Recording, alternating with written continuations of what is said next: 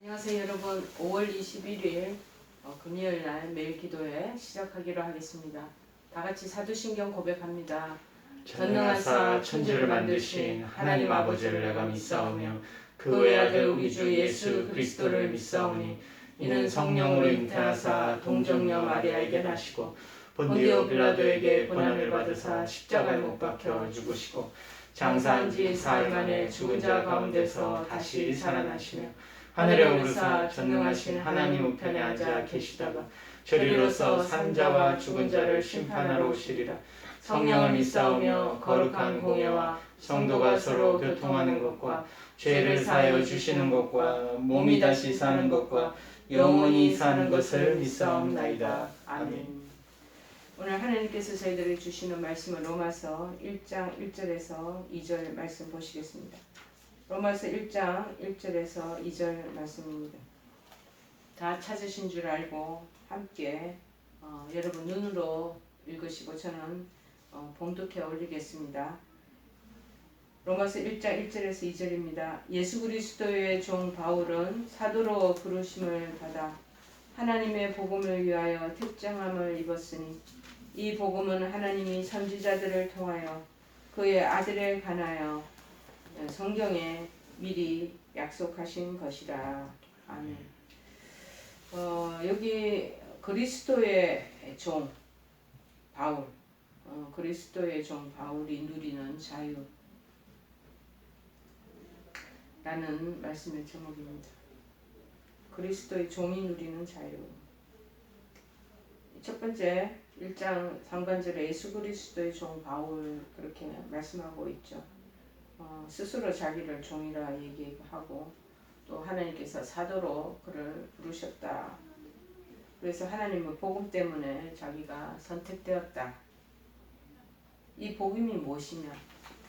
이쪽부터 그러니까 구약시대부터 선지자들을 통해서 그 말씀하신 것인데 마침내 예수 그리스도를 통해서 성경에 미리 다 약속하신 내용들이 적혀 있는 것.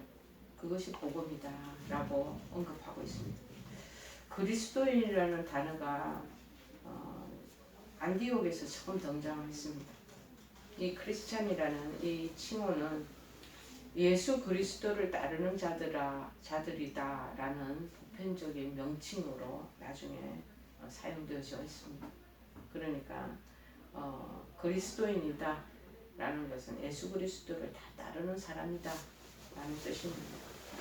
이 칭호가 합당한 이유는 예수님께서 우리의 초점을 맞추고 있기 때문입니다.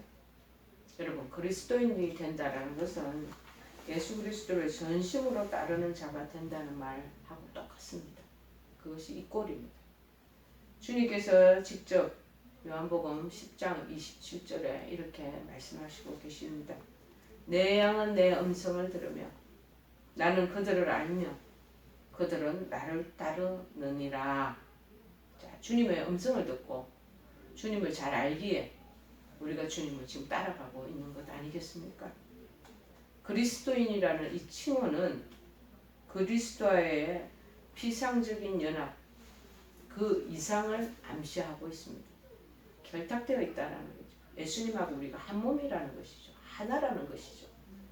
오히려 이 그리스도인이라는 칭호는 그리스도를 향한 깊은 애정, 그리고 충성심, 그리스도의 말씀에 대한 순종, 이것을 뭉뚱그려서 다 요청하고 있는 그런 의미로 함축되어 있습니다.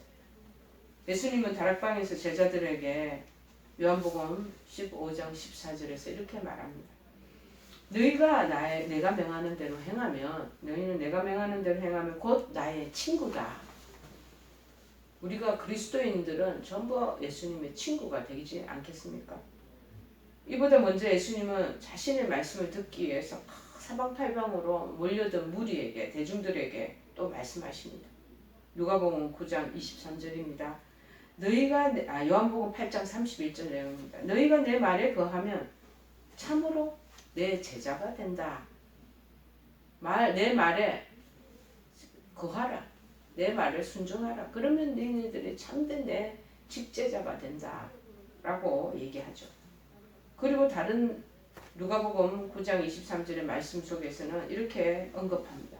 누구든지 그래서 나를 따라오려거든 자기를 부인해라.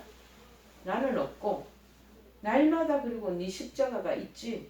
그 짐이 있으면 그 짐을 짊어지고 나를 따라오너라. 그렇게 말씀하고 있습니다.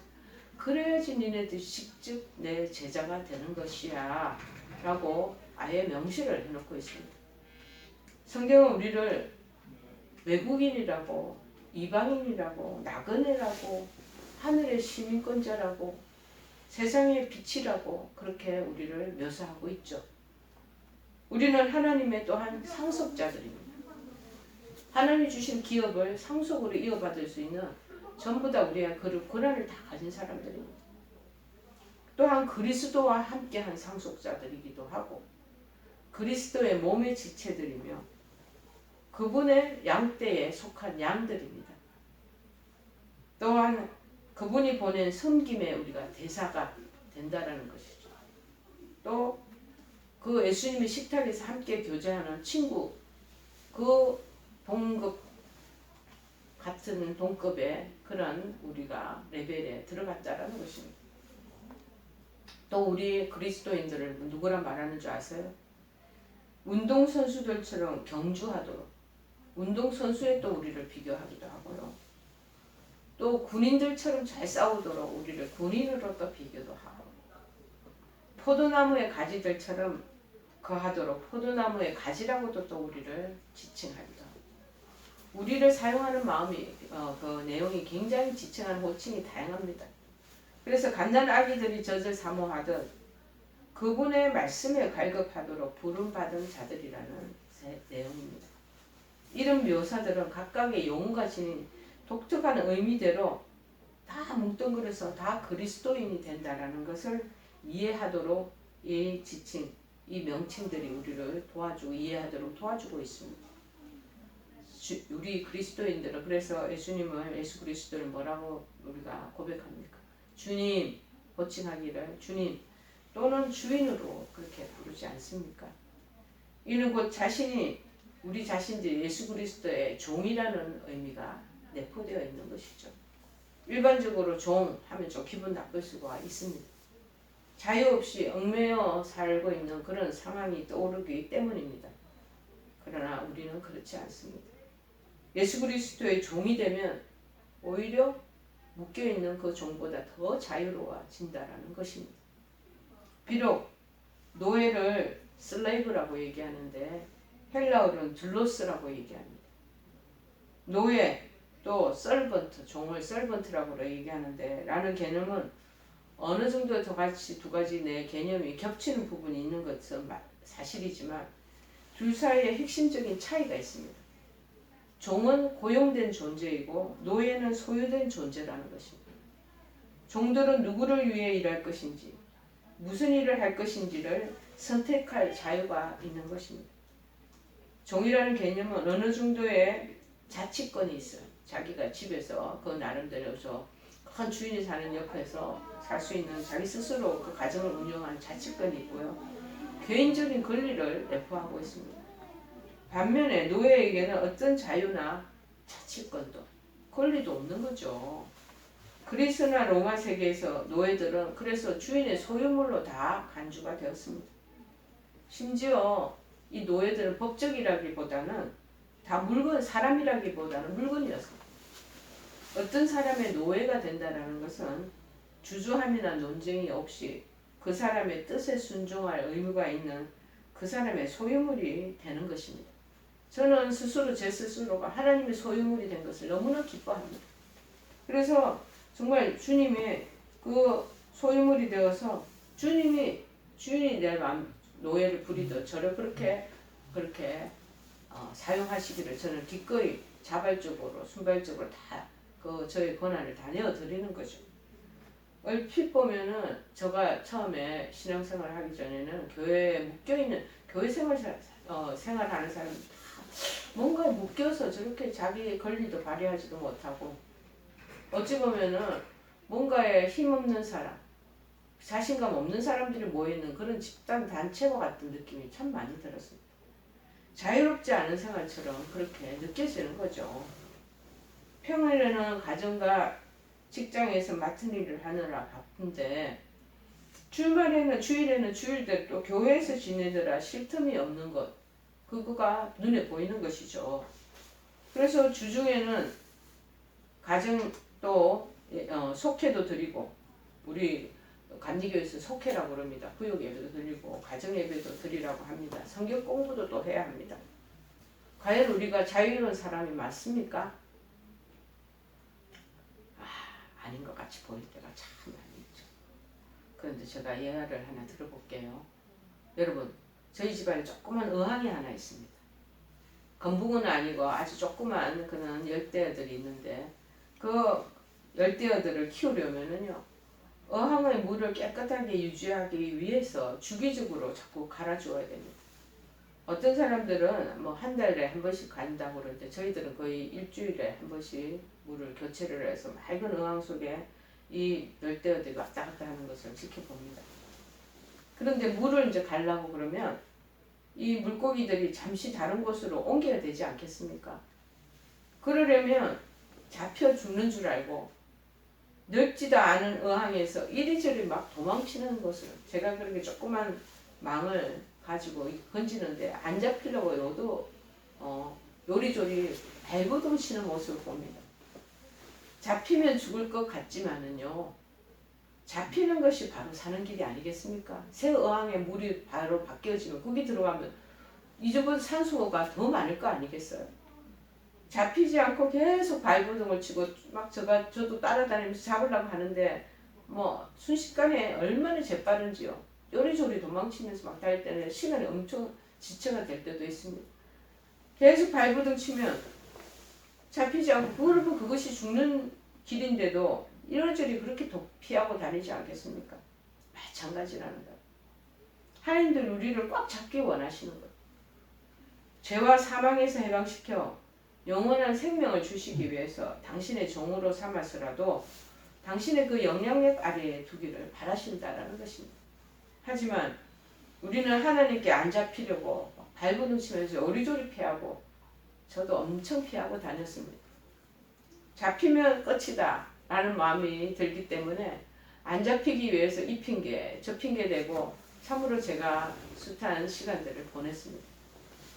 잡히면 불편하다는 걸 알기 때문에, 주의 길 가면 어떤 어려움이 있다는 걸 알기 때문에 안 잡히려고 뭐 발버둥 쳤던 것, 저 생각이 너무나 생생합니다. 그래서 잡히는 걸 거부하죠. 그런데 이 바울은 스스로를 그리스도의 종이라 자칭하고 복음을 위하여 종으로 택함을 받았다고 그렇게 말합니다.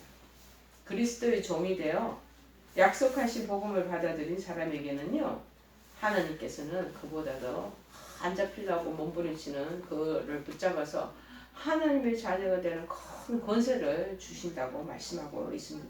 그래서 요한복음 1장 12절에 말합니다. 영접하는 자 곧 그 이름을 믿는 자들에게는 하나님의 자녀가 되는 권세를 주셨으니, 아이들은 친구들에게 어릴 때 이렇게 말하잖아요. 야, 우리 집에 가서 놀자. 부모가 집을 마련할 때 정말 얼마도 보태지 않은 아이들이 스스럼 없이 우리 집, 자기 집이라고 다들 얘기하지 않습니까? 자녀의 권세는 바로 이것과 똑같다라는 것이죠.